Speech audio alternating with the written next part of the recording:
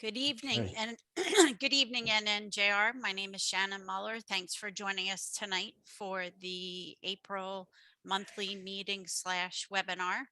Tonight, I am very happy to have Rudy Samsel on to discuss the hot car market.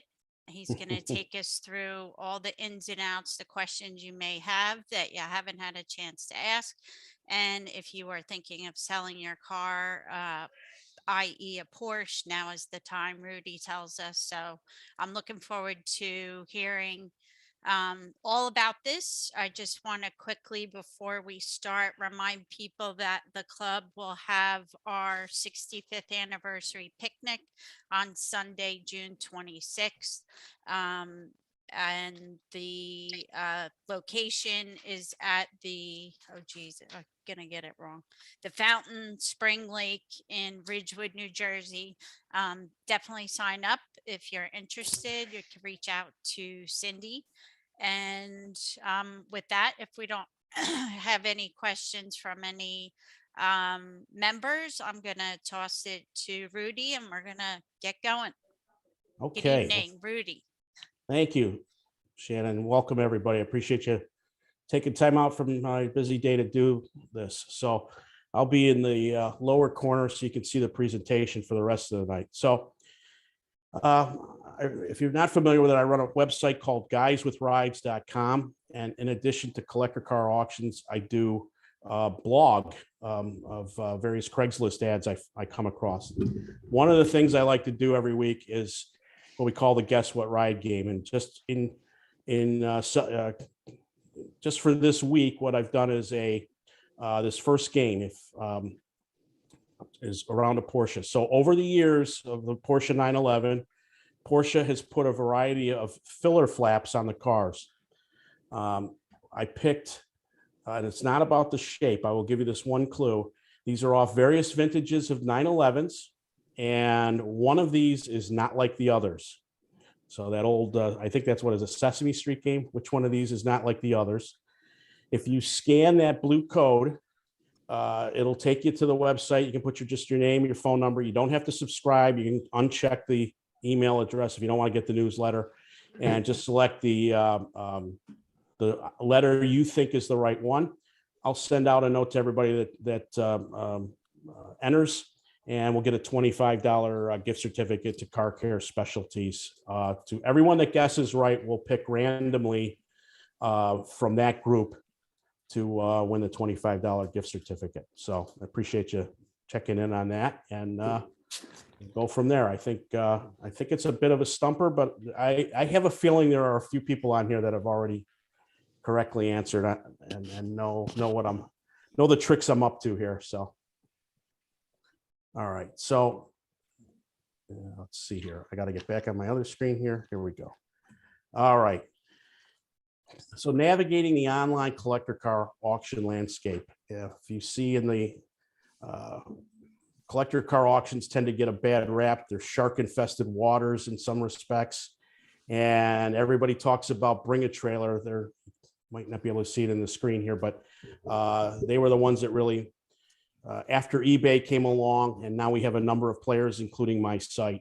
So I'll take you through some of the landscape that's going on. This is not a sales pitch about my website. It's merely my observations and your strategies, whether you're consider buying a car or selling a Porsche on there. So I've been doing this.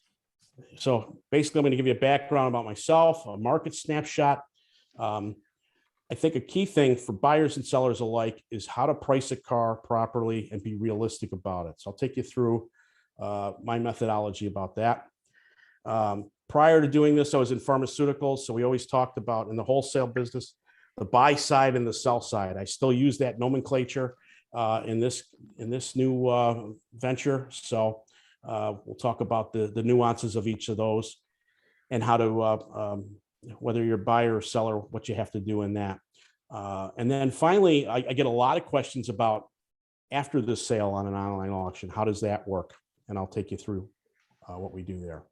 So if anybody has questions, Shannon's the moderator, just chat them in and I'll be glad to answer them as we go. Okay. So First off, I have no professional automotive experience. I dipped my toes into the world of online collector car auctions 3 years ago, as a way of doing something different after being downsized from a Fortune 10 pharmaceutical company. So my background, though, I am a diehard car enthusiast. If you called my mother right now, she would confirm that car was my very first word. And I didn't have a teddy bear. I slept with a Structo dump truck, metal dump truck, which probably explains a lot, but that's a story for another day. So my undergrad, I have a degreed engineer in industrial engineering out of RIT. And then later on went out back for marketing and entrepreneurship MBA out of U of R during my days in Rochester. The first 10 years of my career was specializing in packaging equipment. And when you're involved with packaging, you tend to work with a lot of marketers in packaging design, and that just progressed and was a natural progression for me to get an interest in marketing. And I can't believe it, but I say at the turn of the century, it's when I made the switch from engineering to the dark side of marketing and sales analytics, and have been there in one way, shape, or form ever since. So seeing the writing on the wall about 4 years ago now, I knew that I started the website as a hobby to learn marketing analytics and Google Analytics to expand my skill set. And it just became a full-time passion from there. And that's how Guys with Rides was started. That combined with the fact it was really started around my trying to buy a Porsche on BAT. True story. If you're familiar with Bring a Trailer, the nice thing about it is you can see all the historical data going back to when they started auctions in 2014. At the end of 2018, I had my eye on a 99 996, this very car, this Carrera 4 Tiptronic. And I'm kicking myself when I pulled up this slide, because I stopped bidding at 13,000, thinking that was 4 years ago, that was big money on this car. And I didn't want to go any further. And now I'm kicking myself because, easily it would be 10 grand more. But that's, there's a lot of stocks I could have played that as well if I had that kind of hindsight or forward sight. So anyway, the thing that I learned on this is really my first experience bidding on Bring a Trailer. I had been watching it for a number of years. But I actually had the opportunity, Nancy and I went and looked at the car. And this is a great example of, I'll get into conditions later, but the car, it wasn't a bad car, but they always look better online than they do in person. And this car, as good as it was, it had a crack in the windshield that the seller, I had to point it out to the seller at the very bottom where the two windshield wipers were.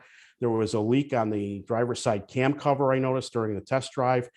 And most of all, the paint needed to be corrected. I was going to probably spend a week's worth of doing paint correction, polishing it, and bringing it up to what I would think a Concours-like standard. So I knew 6 of the days of the car. Then the last day, I was at 13,000. I thought I was going to get the car, and lo and behold, somebody popped in the last hour or so and bid 15,750, which we can all laugh now 4 years later that you get the car for under 20.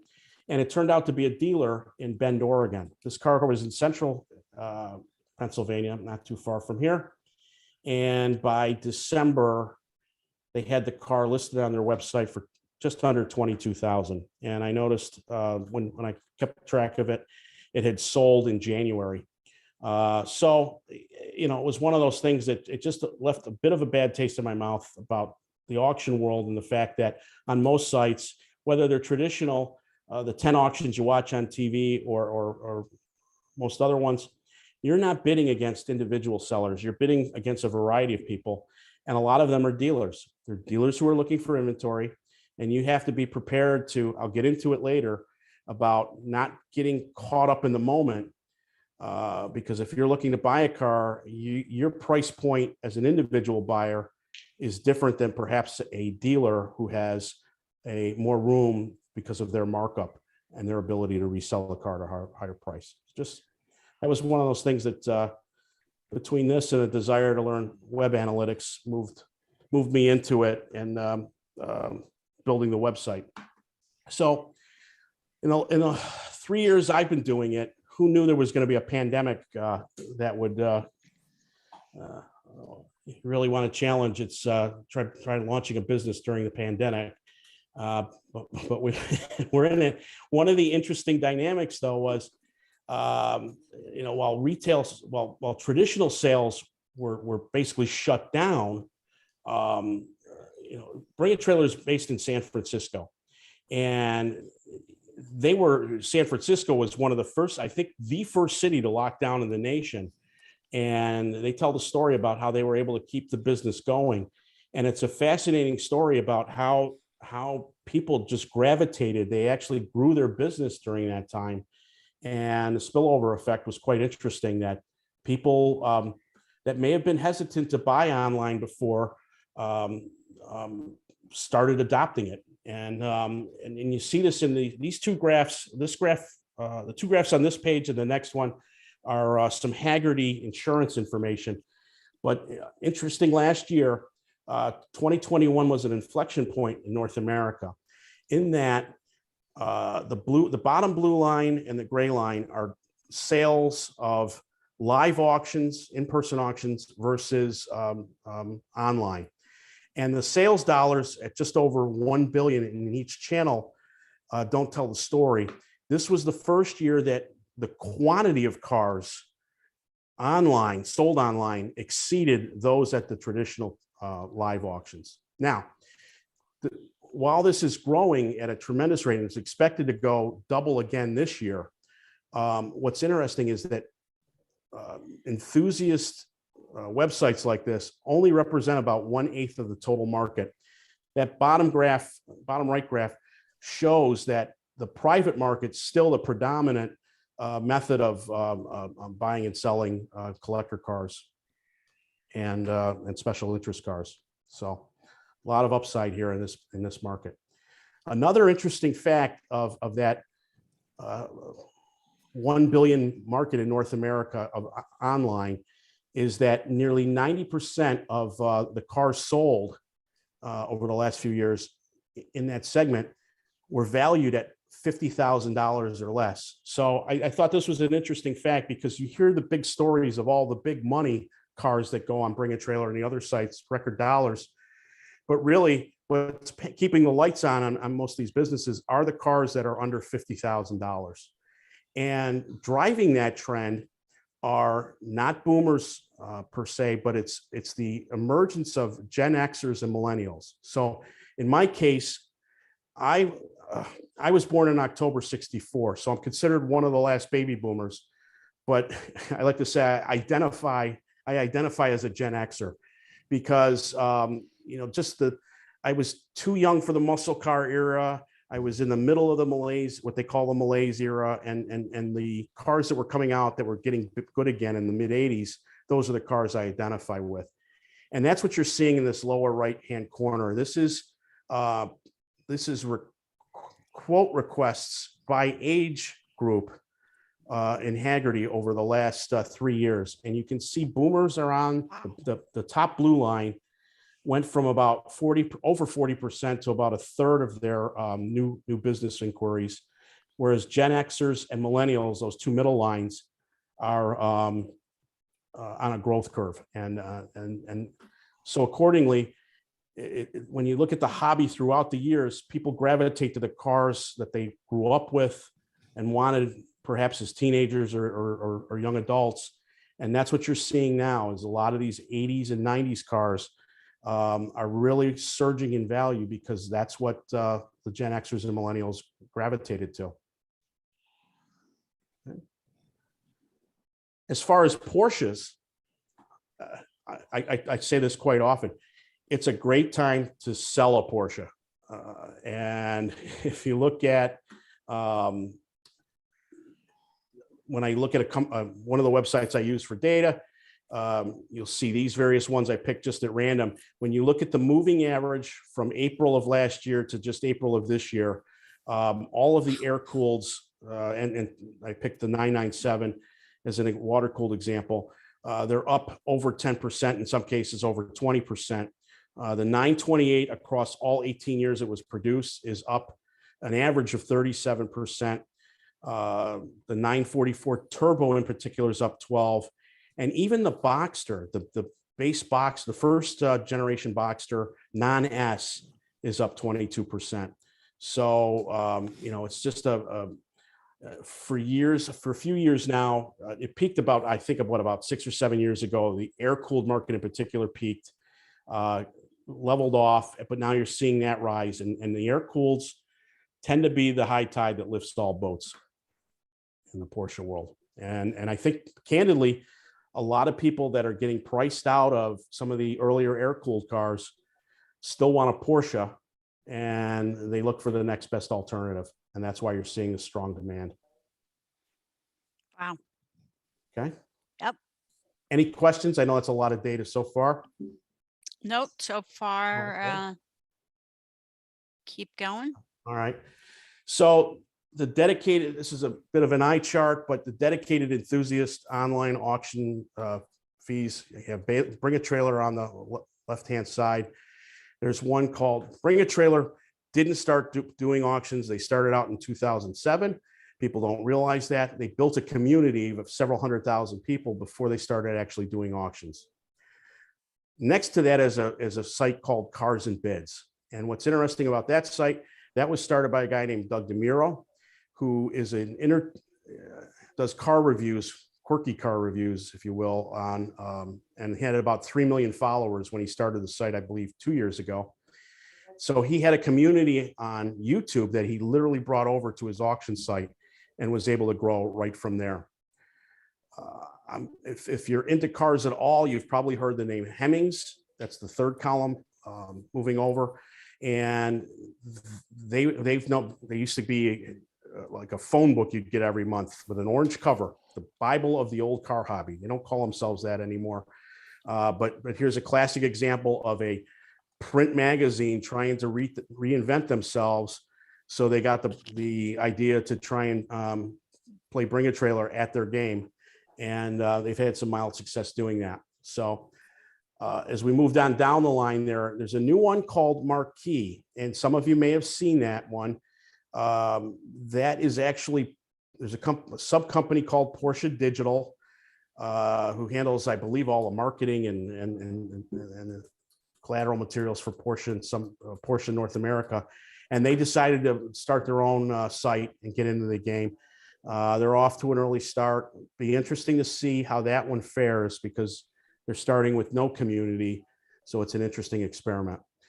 The next one over is P-Car Market. I'm sure everyone, if you've looked at a panorama or the website, you've seen this site. Has a very similar look and feel to Bring a Trailer. They probably at least 90 to 95% of the cars they offer on there are Porsches.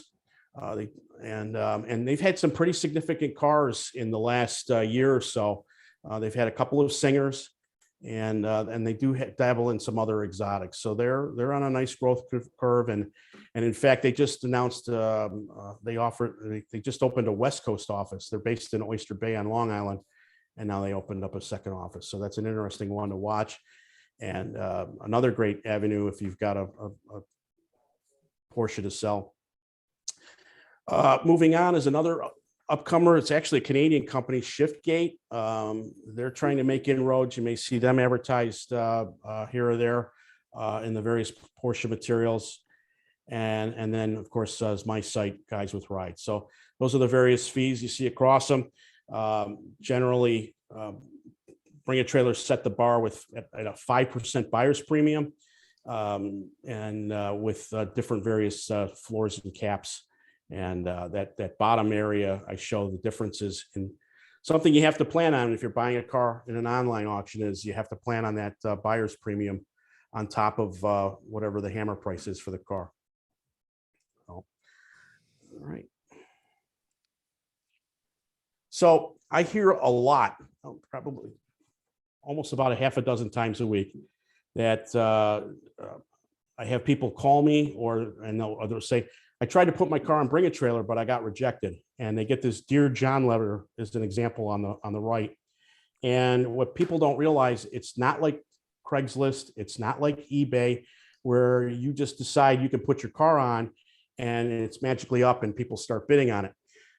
Bring a Trailer and all of these other sites are curated auctions. So to put it in perspective, Bring a Trailer is, the Mac Daddy of these. They have a capacity, which is just floors me, that they're up to 90 cars a day. It wasn't long ago that they were struggling to get 50 a day. And they're doing, not only is it 90 a day, 5 days a week, I think they're doing 30 or 40 on the weekends. So it's just daunting to even go on the website now. But of those, what people don't realize is approximately 40 of those are allocated to dealers. They're very transparent about it, or what I call frequent listers. Those are people that just, they're not necessarily dealers, but they buy and sell cars. They find them and try to flip them on Bring a Trailer.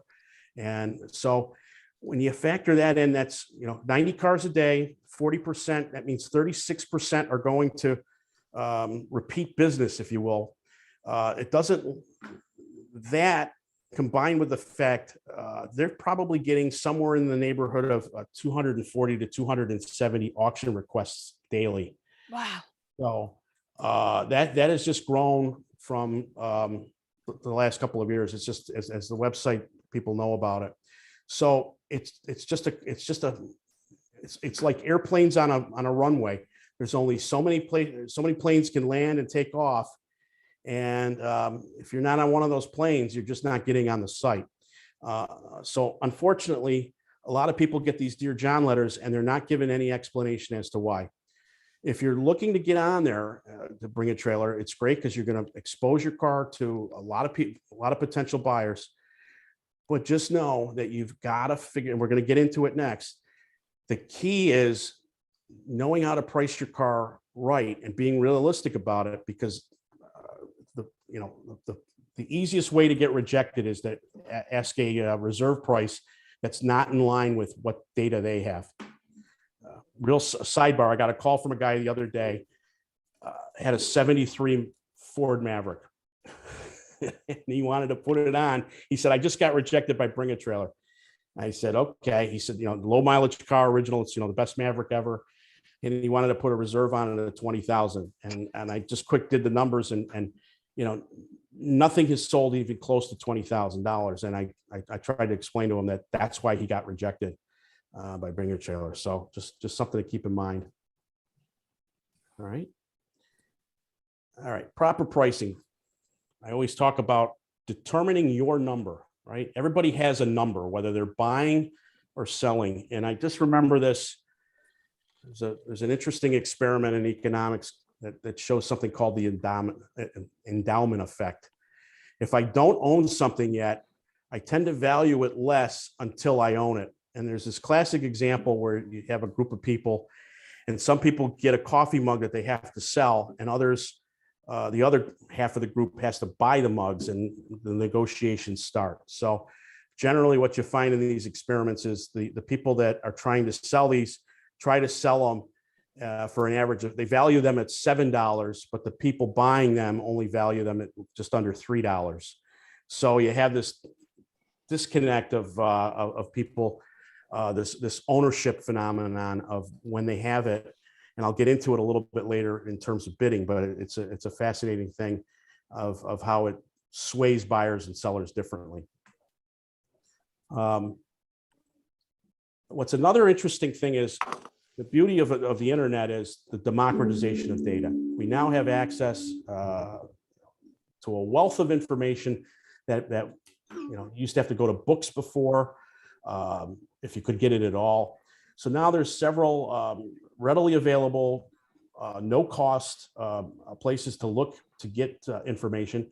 And the fact of the matter is a lot of Porsches change hands yearly. So it's relatively easy for private buyers and sellers to learn what a car is worth. They just take the time. And the The one thing to remember though is what you have invested in a car is not always additive to the car's value. This is another problem I run into, where you have a person that has a car that has, maybe it's a condition 3 car. I'll talk about that in a little bit. It's an average car that's worth say $15,000, and they bought it for 10,000 and they put another 15 into it, and now they want they want the 25 out of that. So the reality is, what you have into that is not necessarily what you're going to get out of the market, because and it's just something you have to deal with when you're dealing with these. It's an interesting with Porsches, with the growth rate, there's a lot of masking of that going on right now. My 928 is a prime example. I bought it for 4,000 2 years ago. If I'd done that just 5-6 years ago and put another 6 into it, I'd be underwater very easily. Right now, I'd probably break even or do okay with it. So, a little bit different right now in the Porsche world, but for the most part, you have to keep that in mind when going to sell something. So this democratization of data has really, I found has minimized, well, not minimized, but lessened the need for a traditional appraiser. Now, if you've got let's say an early 80s 911 Guards Red SC, you want to sell, chances are really good you're going to find a lot of data on past sales and comparative data, and you can make a very good assessment whether you're buying or selling it on what the right price is based on the condition, the mileage, and the quality of the maintenance done. You get into situations where you might have an extremely rare or national award-winning example. I think of the Paterax 356 they sold a few years ago to the Porsche family. That's something you need to have an appraiser for, or something has a desirable provenance. Most recently, the risky business 928. The person that sold that at auction bought it, I think, a few years earlier for $50,000, and when it went to auction, it sold last year, I think, for 1.8 million. And if you didn't hear about it a couple years earlier, this car was actually the '68 Bullet, the Mustang that Steve McQueen sold or drove in the movie Bullet, was actually up in North Jersey, and for many years the guy had it as a daily driver. If you saw this car, it was not worth 3.4 million, but that provenance, it was probably maybe a $20,000 car, because it's a fastback in the condition it was in. But the other 3.3 million on it was all about the fact of who drove it and what they drove it in. So one of the there are a number of rare Porsches. If you've got a very low quantity one, or you have a paint to sample one, that might make sense to get an appraiser. Comes to mind. More often than not, though, these days, if you plan to borrow money to buy a pre-owned car, you're going to need an appraiser, as most lenders would require that as a prerequisite to get the money. We will pick the will call you tomorrow. Nothing saying. Okay. Yeah, sure.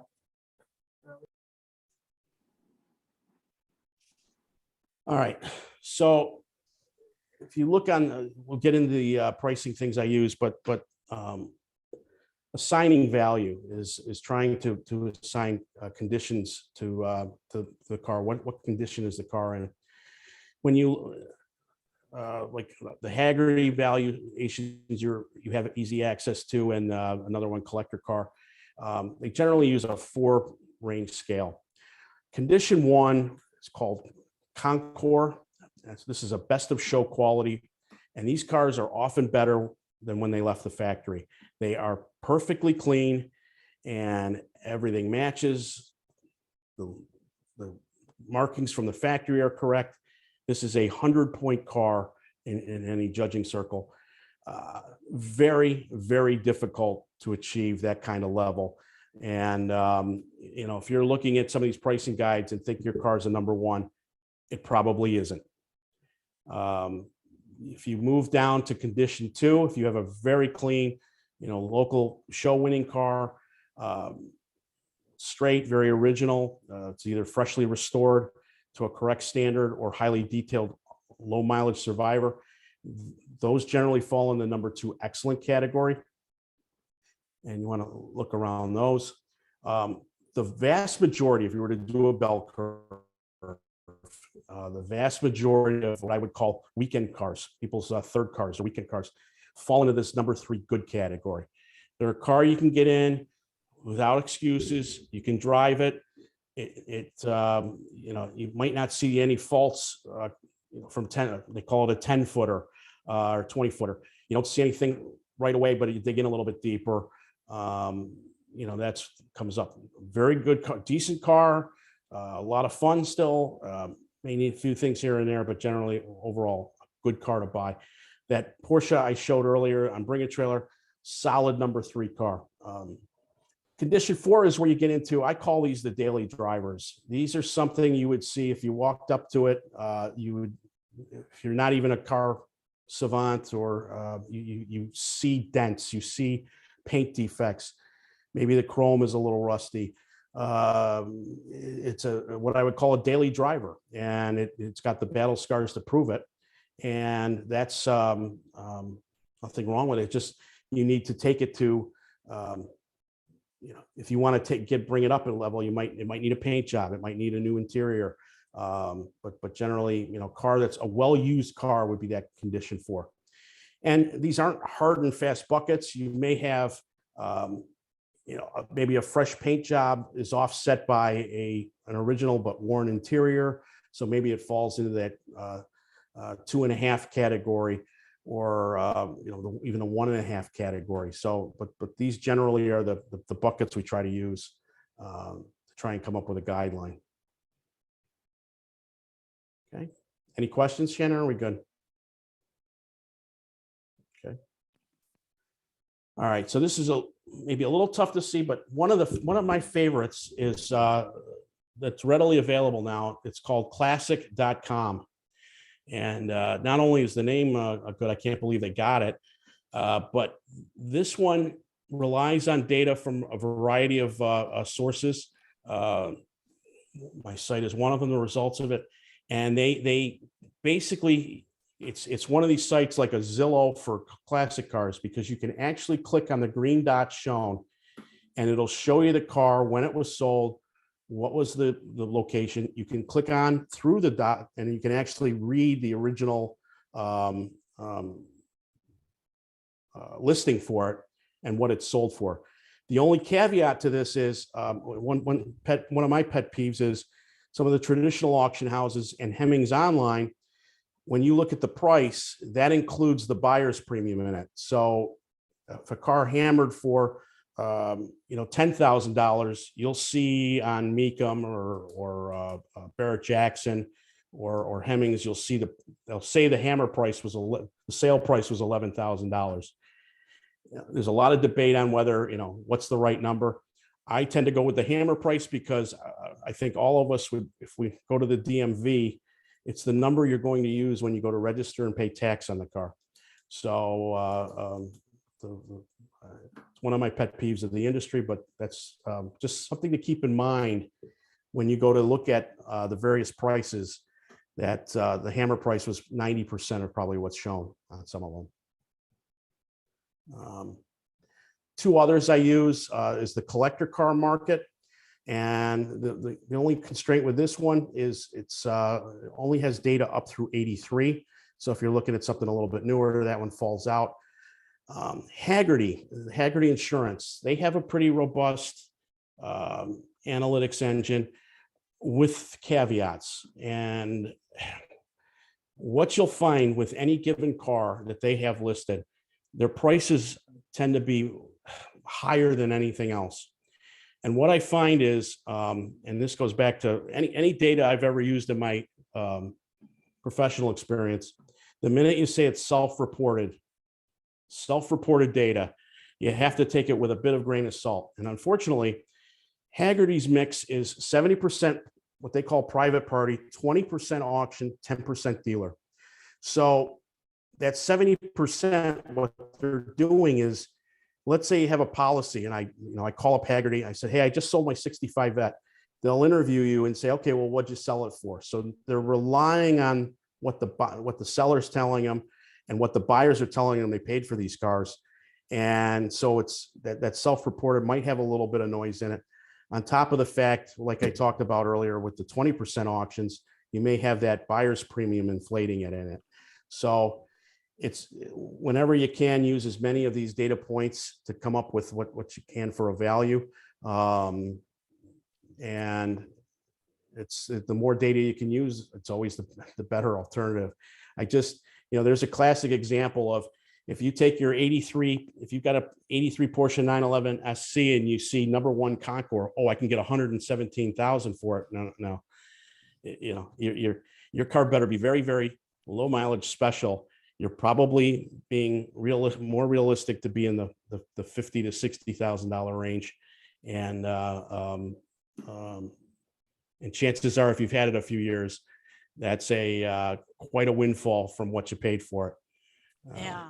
One of my attorneys once told me, pigs get fat, hogs get slaughtered. So I have a question for you. okay. Do you find that the prices in Excellence magazine reports are accurate for sales?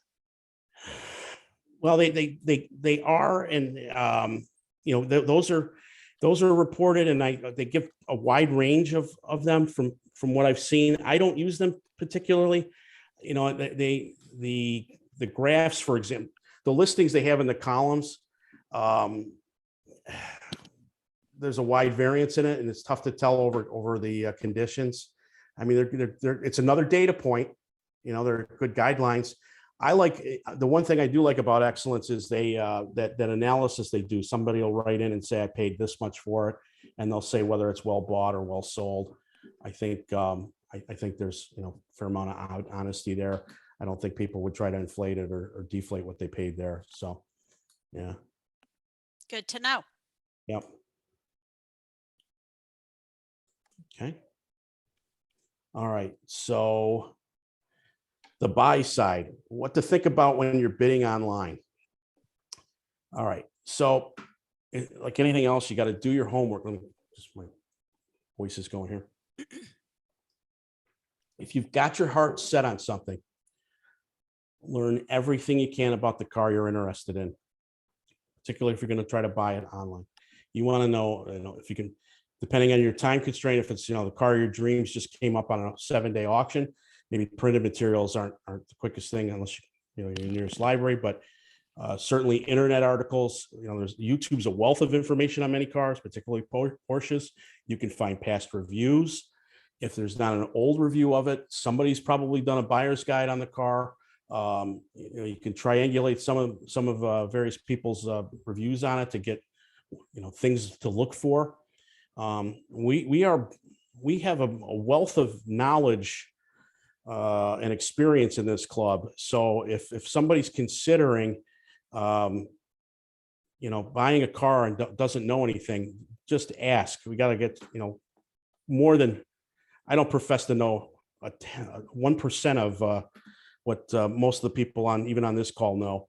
So it's getting you, if you have questions on some of these cars, it's getting you in front of the right person, and leverage that to learn more. There isn't a day that doesn't go by I don't learn about something about a car, whether it's a Porsche or something else. And it's just, you're always learning in the collector car hobby. So leverage that. And an interesting place to look and learn about cars, if you're looking at a particular model, is the past Bring a Trailer auctions. Some people complain about the threads they have and the comments. If you can get past it, there, for every 2 or 3, yeah, I had that car in high school and I loved it. There's usually somebody putting in a valuable comment or a pearl of wisdom about that particular car that you didn't know about. And between that and what they're looking for in the car, and between that and all of the past results, they never go away. The Porsche I showed at the beginning was a prime example. You've got that wealth of knowledge to look back on and learn. and know what to pay for a car or to sell it for. So yeah, I think playing around in auctions is like gambling. And a wise man once saying, know when to hold them, know when to fold them, know when to walk away, and know when to run. And it's true in the auction game. You need to look for, there's things I look for, regardless of the car's condition. There's certain themes that come up time and time again in an online setting. One of them is the quality and the quantity of pictures provided. If somebody's trying to sell something with 4 pictures, that's a red flag to me. And you can never post enough pictures. The seller's responsiveness to questions. You see this a lot on Bring a Trailer in particular. If they are not responsive, they're chastised, and the pricing is penalized. That is a lot of bidders and the community take that as a sign that they're hiding something or don't want to divulge what's going on with the car. Another thing you've got to rely on is the amount of documentation available on that car. And whether that's, from the original sticker to the window sticker to the last receipt of what's been done on the car, or is there, if it's newer than 1981, does the Carfax show the maintenance? Does the latest owner have a stack of receipts? I have a Jaguar on my site right now that he's the second owner of. He has the receipts for the 20 years he's owned it, but we don't have it for the first 3 years. But it's safe to assume that it was dealer maintenance based on triangulating the stack of receipts he has with the Carfax on what that shows. And you have a pretty well documented car versus some others that if you just don't have any maintenance records or that's you should price that into what you're willing to pay or sell for the car. But one of the things with bidding, like gambling, you need to set your maximum price and stick to it. Don't Bet with all of your these- head, not over it. Yeah, right. So once you figured out what you're willing to pay, don't get pressured by the end of auction time extensions. My particular site, I do not run them. I follow eBay's rule where you can put in your maximum bid and the system will automatically do it. But all these other auction sites, they've decided to go with this end of auction 2-minute rule, where if somebody bids at the last minute, the time keeps going. I think it makes for great theater for all the non-bidders, but I think it makes people make decisions that they're pressured, and it comes back to this endowment effect. Ownership creates satisfaction, and something a corollary to that is loss aversion. Nancy says it best. I can never give her a paddle if we're at a 10 auction, because once she's bid on something, she's not leaving until we get it. So it's that even though you don't own the car yet, if you were the high bidder, you feel like you own it. And when somebody else comes in and outbids you, now you want to just get back in the ring again. And it's like it's kind of like that gambling thing. Like you can, okay, my luck's going to change here any minute now. But pick that number and stick to it. All right, so this goes to manage. I'm a firm believer in particular the notion that people would bid online, sight unseen, and rely on the pictures given. It needs to be a very well documented car, and particularly with Porsches, I always recommend you get a pre-purchase inspection or a PPI. Now, it's not a guarantee, but it is an unbiased third party's confirmation of the car's condition, cosmetic flaws, and maybe what things need to be repaired after the sale. So the analogy I use is, you see this beautiful car on the site. It's your dream car. It's the risky business, early 80s 928. And it's like the early 80s version of Jamie Lee Curtis, right? So your mind is in a place where you think the car is going to look perfect. Well, then you get a pre-PI back, and it's the 2021 version of Jamie Lee Curtis. Still beautiful woman, and but we all have our flaws as we age, and that's what the PPI shows for you. You can manage your expectations about the 928 as you're getting it. And then if you don't get one and you rely solely on what's shown and don't do any validation on it, you have to worry about, is the buyer or is the seller hiding something, and is it the Jamie Lee Curtis character that's in her latest movie that's just downright scary? So you don't want that showing up at your driveway when you thought you were getting the risky business car. So it's typically as much as $300 for a PPI. You can use a company called Lemon Squad, but candidly, if you're looking at a Porsche, I would recommend a local independent shop or even the Porsche dealership, because they're going to give you the best indication of Porsche specific things, and they have the equipment to hook it up. Like looking, has the engine been over revved? Is there any other things going on with the car that a typical Lemon Squad mechanic or other might not know about? So definitely an insurance policy. I've actually had to, because I use PPIs on many of my auctions. I've had the situations where the seller told me about the car, and it ended up being like this one on the right-hand side of the screen. It cost me several $100s, but I would rather have walked away from a car knowing that it was a bad car, not presented well, than to have God forbid, a buyer find out and then I hear it on the back end. So it's just one of those things. I consider them they're not a guarantee, but they're a pretty good insurance policy. All right, so this one is an interesting example of the winner's curse. A little out of order here. This is a documented case of a buyer who bought a car on Bring a Trailer, and this is not a slam against Bring a Trailer, but it is a case of be careful what you bid. The winner's curse is, did you pay too much for the car? Yeah, you won the car, yay, but did I pay too much for it? And if you don't know the story about this one, this was December of 17. This was an immaculate 5 Series BMW, stunning Concours quality car. The winning bid was $50,000.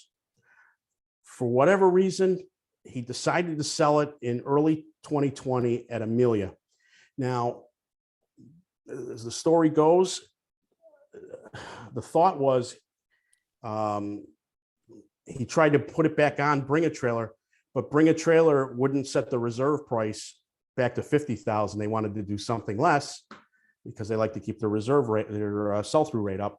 So he ended up, for whatever reason, going to Amelia Island, and he ended up selling it. You see I can't see it with people in the bottom, but the sold price is shown as $38,000. So in 14 months, it went from $50,000 to $38,000. And but wait, like I talked about earlier, this Bonhams auction, they put the buyer's premium in it, so you got to take another 10% off of that. So basically, the seller was left with about $35,000. So a $15,000 loss in about 14 months. So it's just one of those. The winner's curse can bite you if you're not careful. That's a sad story. Yeah, a beautiful car though. I mean, it's a beautiful car. All right. So, any questions before I move on to the sell side? Nope. Let's go selling. Okay. So, online auctions are not right for everyone, and you see, there's still a small percentage of the business, and I'll be the first to admit, I see John's on the phone here, or John's on the call. You should consider using an expert like John. If you're not knowledgeable about cars, you have a nice car, but you don't have the time to dedicate to marketing and selling it on your own. Maybe you want to keep your privacy or anonymity, or you need to sell it quickly. John's a great resource. There's others in the club as well. And it's a great channel to do it that way if you want to be hands off on selling your ride. If you're more of, you're very knowledgeable and engaged in wanting talking about the car, it's maybe a family member, a family heirloom, and you want to be engaged in that. And You can answer questions in a timely manner on an online format, an online forum. And if you have thick skin, can you take criticism about your baby? As people will critique it on an online site. You have to have some thick skin on it sometimes. And you have to be open to bidders inspecting the car in person. If you're not open to those things, then you know, like I said before, perhaps a dealer or consignor is the right thing for you.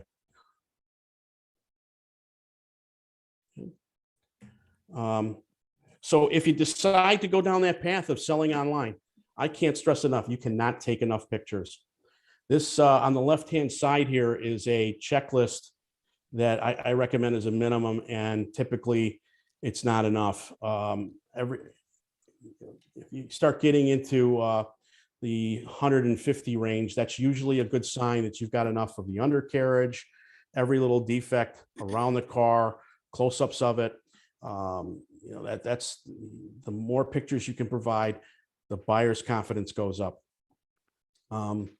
And I have a video, there's a link on my website where I show how you can take pictures of depending on the car. I mean, if you have a very special car and you've gone the appraisal route, then you should hire a photographer. There's Don Miliano comes to mind, for a few $100s, you can get some great pictures on her. I don't know if Cobus is another person that does that.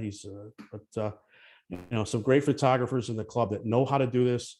And if you're really looking to maximize your dollars, that's worth a couple $100s to get the car photographed the right way.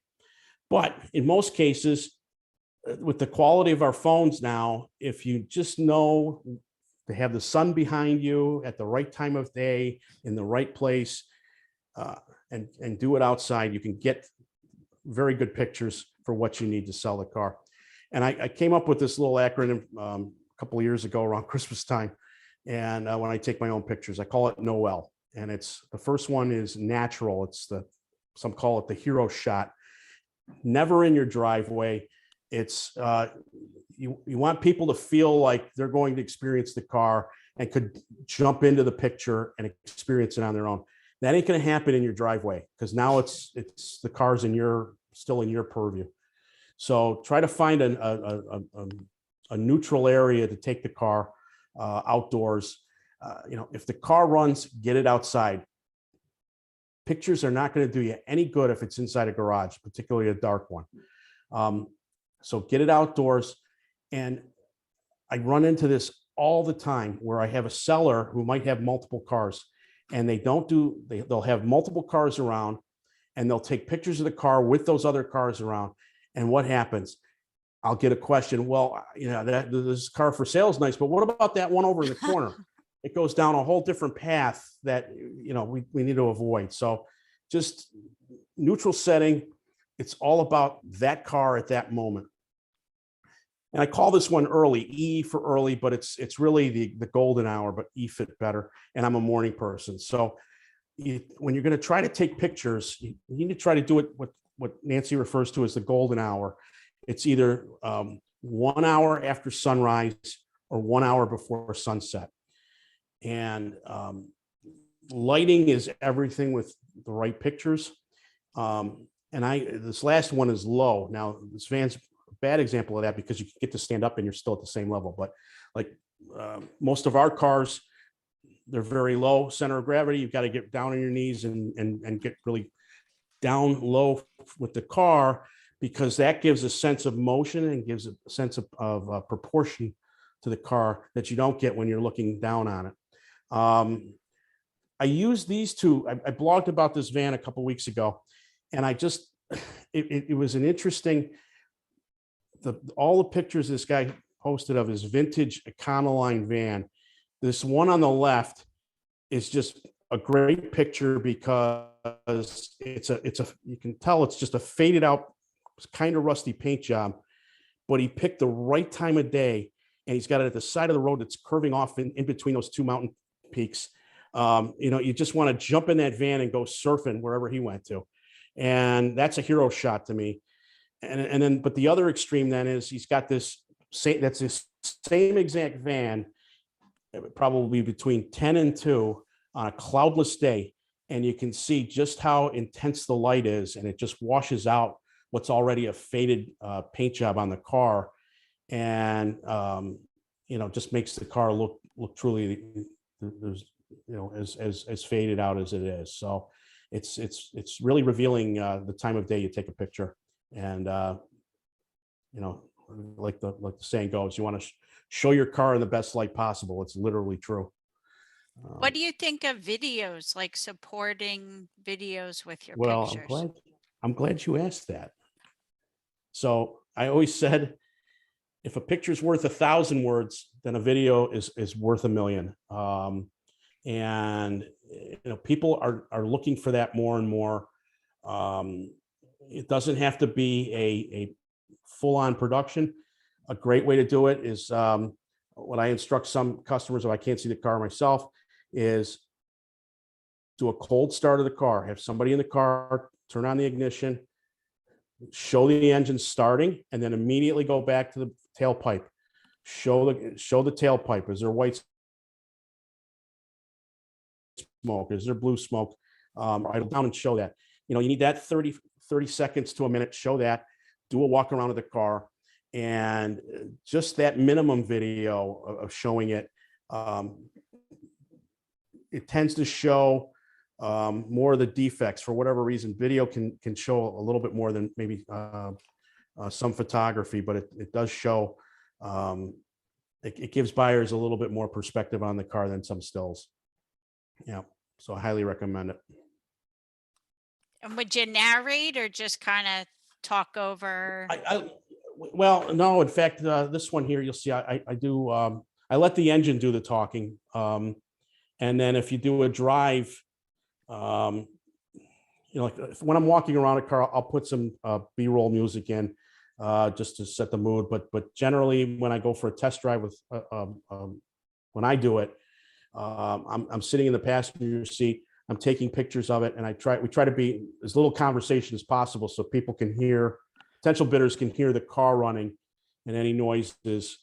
And again, it's about the car, not the conversation. So yeah, that's try to do that. Okay. And I've been successful. Some of the more successful cars on the site have been because of the videos. Good to know. Yep. Okay. Oh, sorry.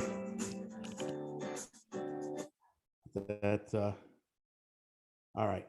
So after the sale, I get a lot of questions about this. Now, when you set up an online marketplace like this, you're not a dealer. So you're a matchmaker of buyers and sellers.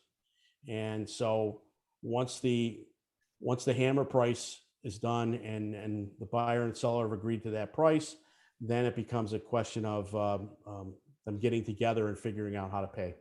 So I've had instances where cash is king. People show up, and I had one instance, no lie. The guy's a law enforcement in Allentown. He went down to North Carolina with 20 grand in one pocket and his Glock on the other side, and said, "Nobody's going to bother me."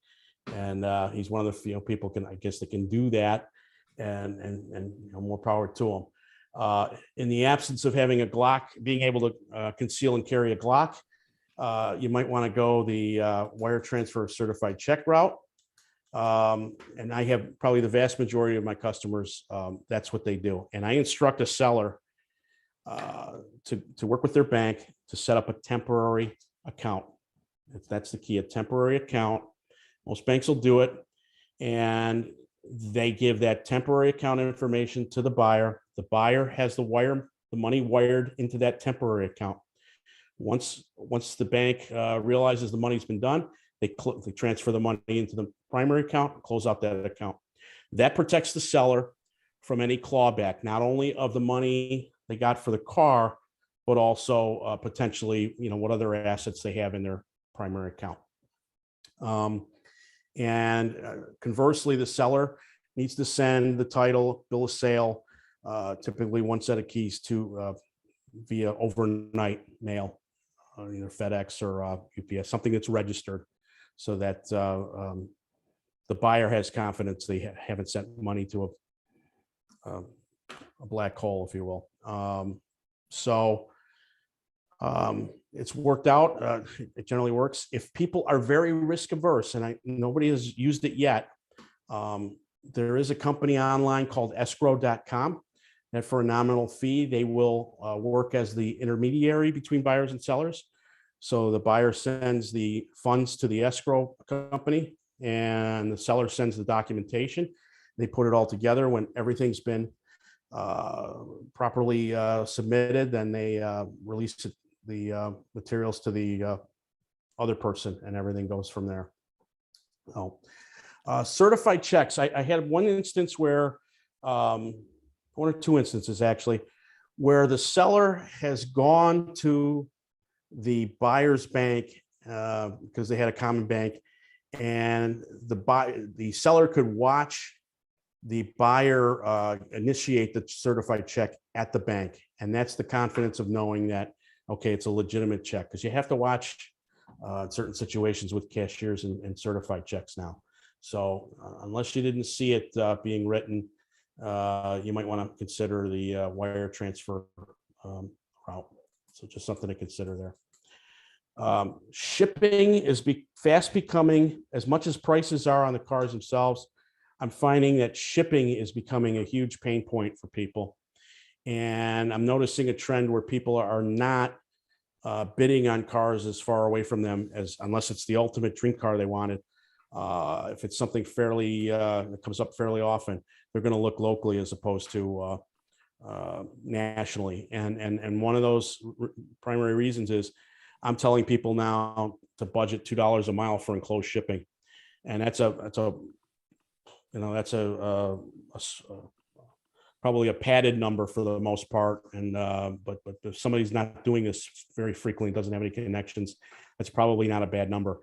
I'm hearing, between the cost of fuel and other things, some companies like McAllister, they're charging 6% surcharges on top of the mileage rate. So you have to be very careful now. And Question. Yeah, go ahead. Do anyone use Zelle for payment? I think we have that, but that's Bank of America, right? No, Zelle. It hasn't come up, it hasn't come up as a thing yet, but at some point we probably have to open up and look at that as an option. Yeah. I mean, we use it, but I'm not saying we use it, for cars. Yeah. You can't Venmo money like that. No. So Okay. that's all I had. Hopefully people found it informative. Any questions? Yeah. How many cars have you bought and sold since you've started this project? Well, candidly, my sell-through rate's been light. It's been about 20%, which is way off. I think we just had our 100th car. Wow. In the last week. Yeah, a lot of cars offered, but not. It comes back to the community and having word of mouth. Gotcha. So I've offered a lot of cars, but then just not finding the right buyer at the right time. Gotcha. And, it's not unlike how Bring a Trailer started in 14. Right. So. Yeah, and the pandemic changed everything. Yeah.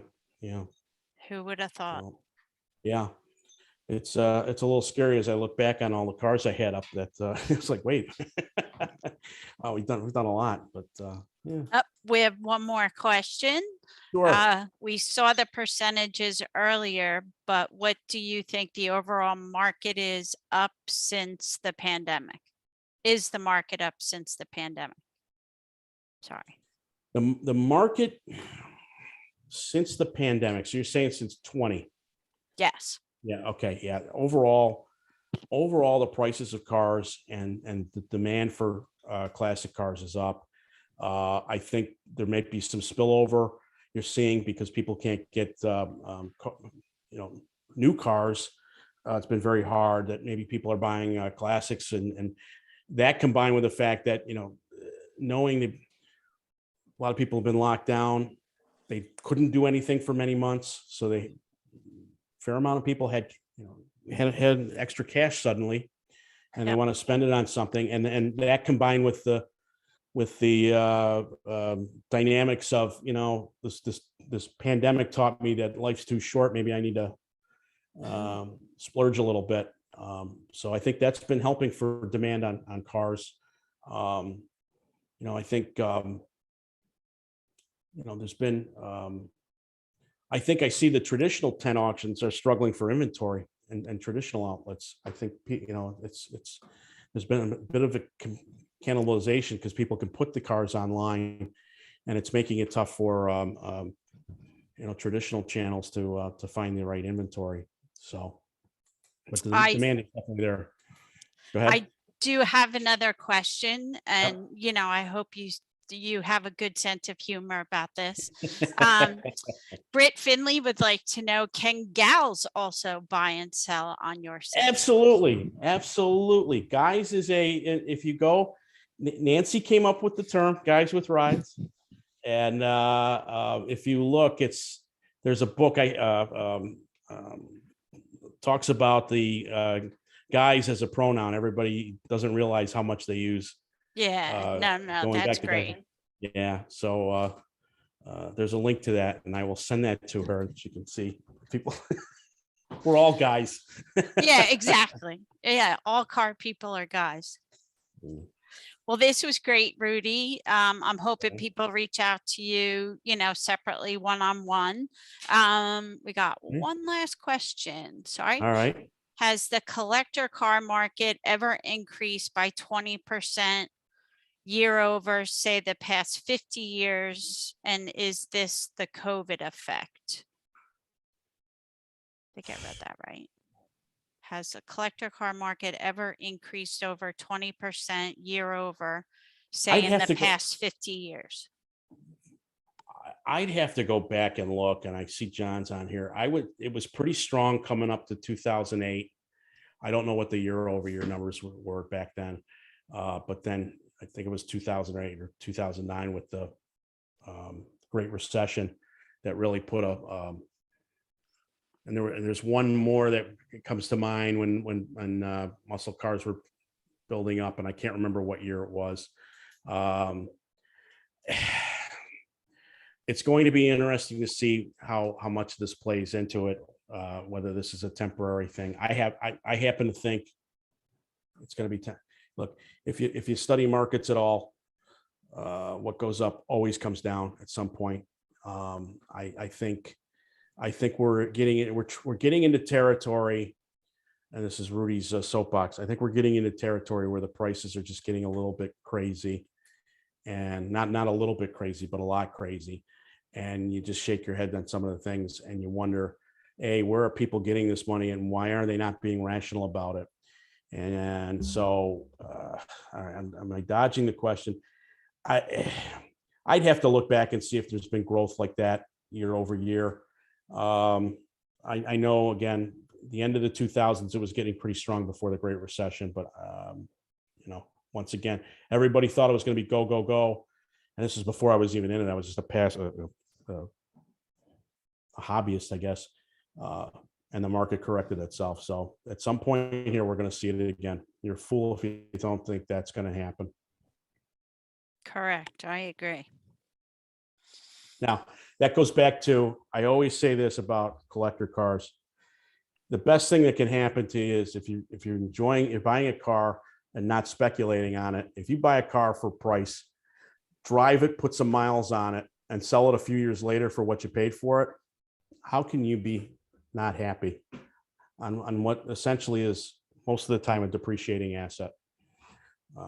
So anything above that, it's a good thing. Now, some people will debate that all day long, but if you enjoy the hobby and you want to enjoy a car, get the one you like, and hopefully you break even at the end of it. Yeah. Just like art, buy what you like. Exactly. Mr. Mahan said that. Well, this was great. Like I said, I hope if people have questions, they can reach out to you directly. Obviously, John was on the call. He's a huge, great resource on these topics as well. And thanks everyone for joining us tonight. We will post this. It's been recorded, and hope everyone tunes in for May. We're going to be seeing Ron, Gordon, and Maggie again about the Porsche Parade, as we're now in phase 2 for registration. And if anyone has any questions, please send me a direct email. But thanks for tuning in, and thanks, Rudy, very much. Absolutely. Appreciate it. Hope everyone has a good night.